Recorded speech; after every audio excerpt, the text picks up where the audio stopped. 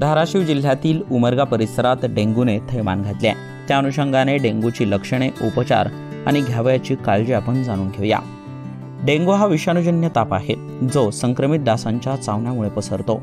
डेंग्यूमुळे रुग्णांच्या प्लेटलेट्सची संख्या कमी होते आणि कधीकधी यामुळे रक्तस्राव देखील होतो। तर डेंग्यूवर वेळीच योग्य वेळी उपचार न केल्यास त्या व्यक्तीचा मृत्यू देखील होऊ शकतो। तर बहुतेक रुग्ण उपचारानंतर बरे होतात, परंतु काही रुग्णांसाठी डेंग्यू हा घातक देखील ठरू शकतो। त्यामुळे डेंग्यूवरती नेमकी काय काळजी घ्यावी, काय उपाययोजना कराव्यात जाणून घेऊयात डॉक्टर निलेश येळापुरे यांच्याकडून। विविध साथीच्या रोगांच्या रुग्णसंख्येमध्ये वाढ होते, त्यामध्ये डेंग्यू हा प्रामुख्याने आढळून येतो। ह्या वर्षी सुद्धा उमरगा तालुक्याच्या परिसरामध्ये बरेचसे डेंग्यू सदृश्य रुग्ण आढळून येत आहेत।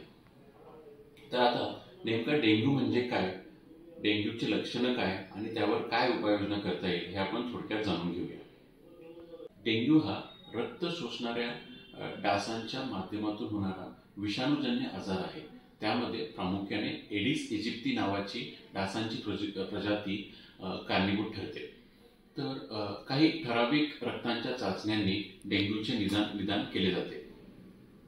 डेंग्यूचे लक्षणे काय, तर डेंग्यूचे प्रामुख्याने दोन ताप आढळून येतात, डेंग्यू फिवर आणि डेंग्यू हेमरेजिक फिवर।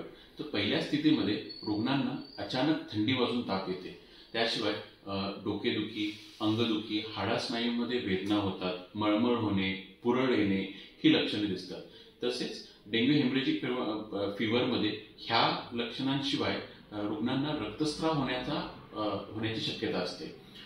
त्यामध्ये नाकातून, हिरड्यातून लघवी करताना रक्तस्राव होऊ शकतो आणि याचे कारण असे की डेंग्यूमध्ये प्लेटलेट्सचे प्रमाण कमी होते। अशा गंभीर स्थितीमध्ये डेंग्यूचा मेंदू, फुफ्फुस व किडनीवर परिणाम होऊ शकतो आणि त्याचा जीवाला धोका निर्माण होऊ शकतो। व अशा वेळी रुग्णांनी अंगावर न काढता लवकरात लवकर जवळच्या फिजिशियनकडे जाऊन त्यावर उपाय करून घ्यावे। साधारणतः डेंग्यूवरती काय उपाययोजना केली पाहिजे, तर डेंग्यू सदृश्य रुग्णांनी भरपूर पाणी प्यावे व आहार साधाच असावा आणि हिवाळ्याच्या आणि पावसाळ्याच्या मोसममध्ये अंग भरून कपडे तसेच फुल स्लीव्स परिधान करावे, जेणेकरून आपल्या डासांच्या चावापासून संरक्षण होईल। व तसेच आपली जबाबदारी म्हणून सगळ्यांनी आपला परिसर स्वच्छ ठेवावा व उघड्यावरती कुठे पाणी साठा दिसल्यास त्याची विल्हेवाट करून लवकरात लवकर साफसफाई करून घ्यावी। सतर्क रहा, निरोगी रहा। धन्यवाद। डेंग्यूसाठी विशेष म्हणजे आपल्या घराच्या जवळ किंवा इमारतीत, वस्तीत पाणी साचून राहणार नाही याची दक्षता घ्यावी। साचलेल्या पाण्यात डासांचं पुनरुत्पादन होतं। पाणी साचलेले खड्डे असतील तर ते बुजवून काढावेत। कचऱ्याची योग्य प्रकारे विल्हेवाट लावावी। घरातल्या टाक्या यातील पाणी झाकून ठेवावे। तसेच डास घरात येऊ नयेत यासाठी जाळ्या बसवाव्यात। घराभोवती स्वच्छता राखावी। तर डासांच्या नियंत्रणासाठी सामूहिक पातळीवर देखील प्रयत्न करावेत, जेणेकरून डासांचा प्रतिबंध करणं सोपं जाईल।